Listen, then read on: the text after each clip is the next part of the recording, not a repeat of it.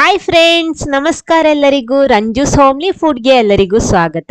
ಇವತ್ತೊಂದು ಗುಜ್ಜೆ ಅಥವಾ ಎಳೆ ಹಲಸಿನಕಾಯಿಯಲ್ಲಿ ಒಂದು ವೆರೈಟಿ ಆಗಿರುವಂತ ಒಂದು ರೆಸಿಪಿ ಜೊತೆ ಬಂದಿದ್ದೀನಿ. ಬನ್ನಿ ನೋಡೋಣ ಏನು ಹೇಗೆ ಮಾಡೋದು ಅಂತೆಲ್ಲ. ಆಮೇಲೆ ನೀವು ಫಸ್ಟ್ ಟೈಮ್ ಈ ಚಾನಲ್ ನೋಡ್ತಿದ್ರೆ ಈ ವಿಡಿಯೋದ ಕೆಳಗಡೆ ಕಾಣುವ ಸಬ್ಸ್ಕ್ರೈಬ್ ಬಟನ್ ಕ್ಲಿಕ್ ಮಾಡಿ ಚಾನಲ್ ಸಬ್ಸ್ಕ್ರೈಬ್ ಮಾಡೋದಕ್ಕೆ ಮಾತ್ರ ಮರಿಬೇಡಿ. ಅದರ ಪಕ್ಕದಲ್ಲಿರುವ ಬೆಲ್ ಐಕನ್ ಪ್ರೆಸ್ ಮಾಡಿ ಅದರಲ್ಲಿ ಬರುವ ಆಲ್ ಆಪ್ಷನ್ಗೂ ಕ್ಲಿಕ್ ಮಾಡಿ. ಹಾಗಿದ್ರೆ ಮಾತ್ರ ನಾನು ಹಾಕುವ ಹೊಸ ವಿಡಿಯೋಸ್ಗಳ ನೋಟಿಫಿಕೇಶನ್ ಎಲ್ಲ ನಿಮ್ಗೆ ಕೂಡ್ಲೆ ಸಿಗುತ್ತೆ.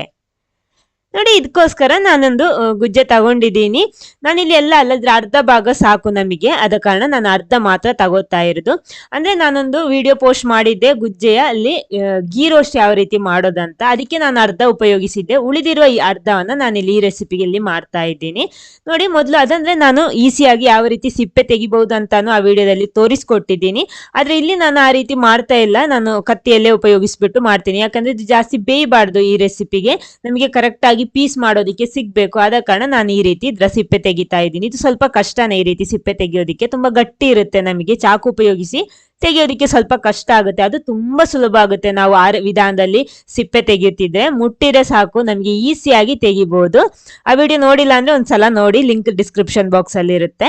ನೋಡಿ, ಇದನ್ನ ಈ ರೀತಿ ಸಿಪ್ಪೆ ಎಲ್ಲ ಹೊರಗಿರೋ ಸಿಪ್ಪೆ ಎಲ್ಲ ತೆಗ್ಬಿಟ್ಟು ಈ ರೀತಿ ತುಂಡು ಮಾಡ್ತಾ ಇದ್ದೀನಿ ನಾನು ಇವಾಗ. ನಮಗೆ ಇದು ತೆಳುವಾಗಿರುವ ಪೀಸ್ ಬೇಕಾಗಿರೋದು. ನೋಡಿ, ಈ ರೀತಿ ಉದ್ದಕ್ಕೆ ಬೇಕು, ಉದ್ದಕ್ಕೆ ತೆಳುವಾಗಿರುವ ಪೀಸ್ ಬೇಕಾಗಿರೋದು ಈ ರೆಸಿಪಿಗೆ. ಮೊದ್ಲು ಇದನ್ನ ಈ ರೀತಿ ತುಂಡು ಮಾಡ್ಬಿಟ್ಟು ಸ್ವಲ್ಪ ನೀರಲ್ಲಿ ಹಾಕೊಳ್ಳಿ, ಯಾಕಂದ್ರೆ ಅದರಲ್ಲಿರೋ ಅಂಟಿರುತ್ತೆ ಅಲ್ವಾ, ಅದೆಲ್ಲ ಕರೆಕ್ಟ್ ಹೋಗ್ಬೇಕು. ಅದ ಕಾರಣ ಸ್ವಲ್ಪ ತೊಳಿಬೇಕು ಅದನ್ನ. ಇನ್ನು ನೋಡಿ, ಇದನ್ನ ತೆಳುವಾಗಿ ಕಟ್ ಮಾಡ್ಬೇಕು. ನಿಮ್ಗೆ ಎಷ್ಟಾಗುತ್ತೋ ಅಷ್ಟು ತೆಳುವಾಗಿ ಕಟ್ ಮಾಡ್ಕೊಳ್ಳಿ, ಅವಾಗ ಚೆನ್ನಾಗಿ ಬರುತ್ತೆ ನಮಗೆ. ನೋಡಿ, ಈ ರೀತಿ ಅಂದ್ರೆ ಬೇಯಿಸಿ ಮಾಡಿದ್ರೆ ನಮ್ಗೆ ಈ ರೀತಿ ಕಟ್ ಮಾಡಿ, ಅಂದ್ರೆ ಸ್ವಲ್ಪ ಬೇಯಿಸಬೇಕ್ರೆ ನಿಮಗೆ ಮಾಡ್ಬೋದು, ಯಾಕಂದ್ರೆ ಈ ಬೇಯಿಸಿ ಮಾಡಿದ್ರು ಈ ರೆಸಿಪಿ ಚೆನ್ನಾಗಿ ಬರುತ್ತೆ. ಆಮೇಲೆ ನೋಡಿ, ಈ ಭಾಗ ಕರೆಕ್ಟ್ ಆಗಿ ತುಂಡು ಮಾಡ್ಬೇಕು, ಸ್ವಲ್ಪ ಇದ್ರಲ್ಲಿ ಬಾಕಿ ಇರಬಾರ್ದು. ನೋಡಿ, ಇದ್ರೆ ಕತ್ತರಿ ಉಪಯೋಗಿಸ್ಕೊಂಡು ಕಟ್ ಮಾಡ್ಕೊಳ್ಳಿ. ನೋಡಿ, ಎಲ್ಲ ಕೂಡ ಈ ರೀತಿ ತುಂಡು ಮಾಡ್ಬಿಟ್ಟು ಇದನ್ನ ಕೂಡ ನೀರಲ್ಲಿ ಹಾಕೊಂಡಿದ್ದೀನಿ ನಾನು. ಒಂದ್ಸಲ ಚೆನ್ನಾಗಿ ಕ್ಲೀನ್ ಮಾಡ್ಕೊಳ್ಳಿ. ಇನ್ನು ಇದನ್ನ ನೀರೆಲ್ಲ ತೆಗ್ಬಿಟ್ಟು ಒಂದು ಮಿಕ್ಸಿಂಗ್ ಬೌಲಿಗೆ ಹಾಕೊಳ್ಳಿ. ಆಮೇಲೆ ಇದಕ್ಕೆ ಸ್ವಲ್ಪ ಉಪ್ಪು ಸೇರಿಸ್ಬಿಟ್ಟು ಇದನ್ನ ಸ್ವಲ್ಪ ಹೊತ್ತು ಮ್ಯಾರಿನೇಟ್ ಮಾಡ್ಬೇಕು, ಹಾಗೆ ರೆಸ್ಟ್ ಮಾಡ್ಬೇಕು. ಅಂದ್ರೆ ಉಪ್ಪೆಲ್ಲ ಸ್ವಲ್ಪ ಇಳಿಬೇಕು ಇದಕ್ಕೆ, ಅದಕ್ಕೋಸ್ಕರ ನಿಮ್ಗೆ ಟೈಮ್ ಇದ್ರೆ ಒಂದು ಅರ್ಧ ಗಂಟೆ ಹೊತ್ತಾದ್ರೂ ರೆಸ್ಟ್ ಮಾಡ್ಕೊಳ್ಳಿ. ನೋಡಿ, ಈ ರೀತಿ ಮಿಕ್ಸ್ ಮಾಡ್ಬಿಟ್ಟು ಮುಚ್ಚಿಟ್ರೆ ಆಯ್ತು. ನೋಡಿ, ಅವಾಗ ಉಪ್ಪೆಲ್ಲ ಇಳ್ಕೊಳ್ಳುತ್ತೆ. ನೋಡಿ, ಒಂದು ಅರ್ಧ ಗಂಟೆ ರೆಸ್ಟ್ ಮಾಡ್ಕೊಳ್ಳಿ. ಅಷ್ಟೊತ್ತಿಗೆ ಇದಕ್ಕಿರುವ ಮಸಾಲ ರೆಡಿ ಮಾಡೋಣ. ಒಂದು ಉದ್ದಕ್ಕಿರುವ ಗ್ಲಾಸ್ ತಗೊಂಡ್ಬಿಟ್ಟು ಅದಕ್ಕೊಂದು 1/4 ಕಪ್ ಕಡ್ಲೆ ಹುಡಿ ಹಾಕ್ತಾ ಇದ್ದೀನಿ. ಅದೇ ರೀತಿ 1/4 ಕಪ್ ಅಕ್ಕಿ ಹುಡಿ ಕೂಡ ಸೇರಿಸ್ತಾ ಇದ್ದೀನಿ ನಾನು. ಆಮೇಲೆ 1/4 ಕಪ್ ಕಾರ್ನ್ಫ್ಲವರ್ ಕೂಡ ಹಾಕ್ತಾ ಇದ್ದೀನಿ. ಎಲ್ಲ ಕೂಡ 1/4 ಕಪ್ ಹಾಕೊಂಡಿರೋದು. ಆಮೇಲೆ ರುಚಿಗೆ ತಕ್ಕಷ್ಟು ಉಪ್ಪು, ಅಂದ್ರೆ ನಾವು ಹಲಸಿನಕಾಯಿಗೆ ಸ್ವಲ್ಪ ಉಪ್ಪು ಹಾಕೊಂಡಿದೀವಿ, ಇದು ಮಸಾಲೆಗೆ ಬೇಕಾದಷ್ಟು ಉಪ್ಪು ಸೇರಿಸ್ಕೊಳ್ಳಿ. ಮೆಣಸಿನ ಹುಡಿ ನಾನಿಲ್ಲಿ 1 ಟೀ ಸ್ಪೂನ್ ಹಾಕೊಂಡಿದ್ದೀನಿ. ಅರ್ಧ ಟೀ ಸ್ಪೂನ್ ನಷ್ಟು ಕೊತ್ತಂಬರಿ ಹುಡಿ ಸಾಕು. ಆಮೇಲೆ ಅರ್ಧ ಟೀ ಸ್ಪೂನ್ ಜೀರಿಗೆನೂ ಸೇರಿಸ್ತಾ ಇದ್ದೀನಿ. ಇದನ್ನ ಒಂದ್ಸಲ ಓಂ ಕಾಳು ತಗೊಳ್ಳುವಾಗ 1/4 ಟೀ ಸ್ಪೂನ್ ತಗೊಂಡಿದ್ದೀನಿ. ಈ ರೀತಿ ಸ್ವಲ್ಪ ಜಜ್ಜಿಬಿಟ್ಟು ಹಾಕೊಳ್ಳಿ. ಓಂ ಕಾಳು 1/4 ಟೀ ಸ್ಪೂನ್ ಸಾಕು. ಸ್ವಲ್ಪ ಕರಿಬೇವು ಕೂಡ ಹಾಕ್ತಾ ಇದ್ದೀನಿ.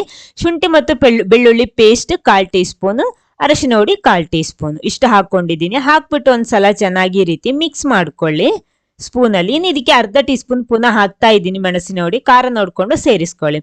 ಆಮೇಲೆ ನೀರು ನೋಡಿ ಒಮ್ಮೆಲೆ ಹಾಕೋಬೇಡಿ, ಸ್ವಲ್ಪ ಸ್ವಲ್ಪ ನೋಡ್ಕೊಂಡು ಸೇರಿಸಿ. ಮೊದ್ಲು ಇವಾಗ 1/4 ಕಪ್ ಹಾಕ್ಬಿಟ್ಟು ಮಿಕ್ಸ್ ಮಾಡ್ತೀನಿ. ಪುನಃ 1/4 ಕಪ್ ತಗೊಂಡಿದ್ದೀನಿ, ಅದನ್ನೆಲ್ಲ ಹಾಕ್ತಾ ಇಲ್ಲ, ನೋಡ್ಕೊಂಡು ಮಿಕ್ಸ್ ಮಾಡ್ಬೇಕು. ಯಾಕಂದ್ರೆ ಒಮ್ಮೆಲೆ ಹಾಕ್ಬಿಟ್ರೆ ನೀರಾಗ್ಬಿಟ್ರೆ ಏನ್ ಮಾಡೋದಿಕ್ ಆಗಲ್ಲ. ನೋಡಿ, ಪುನಃ 1/4 ಕಪ್ ಅಂದ್ರೆ ಇವಾಗ ಅರ್ಧ ಕಪ್ ನೀರು ಹಾಕೊಂಡಿದ್ದೀನಿ. ಇವಾಗ ಒಂದ್ಸಲ ಮಿಕ್ಸ್ ಮಾಡ್ಕೊಳ್ಳಿ. ಆಮೇಲೆ ಇದಕ್ಕೆ ಸ್ವಲ್ಪ ಇಂಗು ಹಾಕೋಬೇಕು, ನಾನು ಮರ್ತ್ಬಿಟ್ಟೆ, ಇವಾಗ ಸೇರಿಸ್ತಾ ಇದ್ದೀನಿ. ಸ್ವಲ್ಪ ಸಾಕು, 1/4 ಟೀ ಸ್ಪೂನ್ ಎಲ್ಲ ಬೇಡ, ಸ್ವಲ್ಪ ಹಾಕೊಳ್ಳಿ, ಮಿಕ್ಸ್ ಮಾಡ್ಕೊಳ್ಳಿ. ನೋಡಿ, ಇವಾಗ ಹಿಟ್ಟು ನೋಡಿ ಈ ರೀತಿ ಇದೆ, ಸ್ವಲ್ಪ ದಪ್ಪನೇ ಇದೆ. ಇನ್ನು ಸ್ವಲ್ಪ ನೀರು ಸೇರಿಸ್ಬೇಕು. ಕಪ್ಪಲ್ಲೆಲ್ಲ ನೋಡಿ ಟೇಬಲ್ ಸ್ಪೂನ್ ಎಲ್ಲ ಹಾಕ್ತಾ ಇದ್ದೀನಿ. ಮೊದಲು 1 ಟೇಬಲ್ ಸ್ಪೂನ್, ಇನ್ನೊಂದು 1 ಟೇಬಲ್ ಸ್ಪೂನ್. ಇವಾಗ ನಾನು ಟೋಟಲ್ ಇದಕ್ಕೆ ಅರ್ಧ ಕಪ್ ನೀರು ಮತ್ತು 2 ಟೇಬಲ್ ಸ್ಪೂನ್ ಎಕ್ಸ್ಟ್ರಾ ನೀರು ಕೂಡ ಸೇರಿಸ್ಕೊಂಡಿದ್ದೀನಿ. ನೋಡಿ, ಹಿಟ್ಟು ಕರೆಕ್ಟ್ ಆಗಿ ಬಂದಿದೆ, ಈ ರೀತಿ ಇರಬೇಕು. ಇನ್ನು ಇದನ್ನ ಒಂದು ಸಣ್ಣ ಗ್ಲಾಸ್ ಅಲ್ಲಿ ಹಾಕ್ತಾ ಇದ್ದೀನಿ, ಫುಲ್ ಆಗಿ ಬರುತ್ತೆ ಆವಾಗ. ಸಣ್ಣ ಗ್ಲಾಸ್ ಅಲ್ಲಿ ಮಿಕ್ಸ್ ಮಾಡೋದಿಕ್ಕೆ ಕಷ್ಟ ಆಗುತ್ತೆ ಅಂತ ಆ ರೀತಿ ಮಾಡಿರೋದು. ನೋಡಿ, ಇನ್ನು ನಾವಿಲ್ಲಿ ತುಂಡು ಮಾಡಿಟ್ಟಂತಹ ಎಳೆ ಹಲಸಿನಕಾಯಿ ಇದೆಯಲ್ವಾ, ಅದನ್ನ ನೋಡಿ ಈ ರೀತಿ ಇದ್ರಲ್ಲಿ ಡಿಪ್ ಮಾಡ್ಬೇಕು, ಅದ್ಬೇಕು. ನೋಡಿ, ಅದ್ಬಿಟ್ಟು ನೋಡಿ ಈ ರೀತಿ ಮಾಡುವಾಗ ಫುಲ್ ಆಗಿ ಕರೆಕ್ಟ್ ನಮಗೆ ಮಸಾಲ ಅದಕ್ಕೆ ಕವರ್ ಆಗುತ್ತೆ 2 ಬದಿಗೆ ಕೂಡ. ನೋಡಿ, ಜಸ್ಟ್ ಈ ರೀತಿ ಡಿಪ್ ಮಾಡಿಬಿಟ್ಟು ಎಣ್ಣೆಯಲ್ಲಿ ಫ್ರೈ ಮಾಡಿದ್ರೆ ನಮ್ಮ ರೆಸಿಪಿ ಅಂತೂ ರೆಡಿ ಆಗುತ್ತೆ. ನೋಡಿ, ಈ ರೀತಿ ಹಾಕ್ಬಿಟ್ರೆ ಆಯ್ತು. ಅವಾಗ ಕರೆಕ್ಟ್ ಆಗಿ ಮಸಾಲ 2 ಬದಿಗೆ ಕೂಡ ಕರೆಕ್ಟ್ ಕರೆಕ್ಟ್ ಅಂಟಿಕೊಳ್ಳುತ್ತೆ. ಸ್ವಲ್ಪನೂ ಟೆನ್ಷನ್ ಇಲ್ಲದೆ ನಮಗೆ ಇದನ್ನ ಮಾಡ್ಬೋದು. ಆಮೇಲೆ ಇಲ್ಲಿ ಫ್ರೈ ಮಾಡುವಾಗ ಮೀಡಿಯಂ ಫ್ಲೇಮಲ್ಲಿ ಇಟ್ಟು ಫ್ರೈ ಮಾಡಬೇಕು. ಯಾಕಂದ್ರೆ ನಾವಿಲ್ಲಿ ಹಲಸಿನಕಾಯಿ ಬೇಯಿಸಿಲ್ಲ, ಆದ ಕಾರಣ ಅದು ಒಳಗಡೆ ಇರುವ ಹಲಸಿನಕಾಯಿ ಬೇಯಬೇಕು. ಆದ ಕಾರಣ ಮೀಡಿಯಂ ಫ್ಲೇಮಲ್ಲಿ ಇಟ್ಟೆ ಫ್ರೈ ಮಾಡಿ. ಒಂದ್ ವೇಳೆ ನೀವು ಅರ್ಧ ಬೇಯಿಸಿ ನೀವು ಈ ರೆಸಿಪಿ ಮಾಡ್ತಿದ್ರೆ ಪರವಾಗಿಲ್ಲ, ಹೈ ಫ್ಲೇಮಲ್ಲಿ ಇಟ್ಟು ಮಾಡಬಹುದು. ಅಂದ್ರೆ ಹೊರಗಡೆ ಇರುವ ಮಸಾಲ ಮಾತ್ರ ಫ್ರೈ ಆದ್ರೆ ಸಾಕಲ್ವಾ. ಆದ ಕಾರಣ ನೋಡ್ಕೊಂಡು ಮಾಡಿ. ನೀವು ಬೇಯಿಸಿದ್ರೆ ತೊಂದರೆ ಇಲ್ಲ, ಬೇಯಿಸದೆ ಈ ರೀತಿ ಮಾಡ್ತಿದ್ರೆ ಸ್ವಲ್ಪ ನೋಡ್ಕೊಳ್ಳಿ.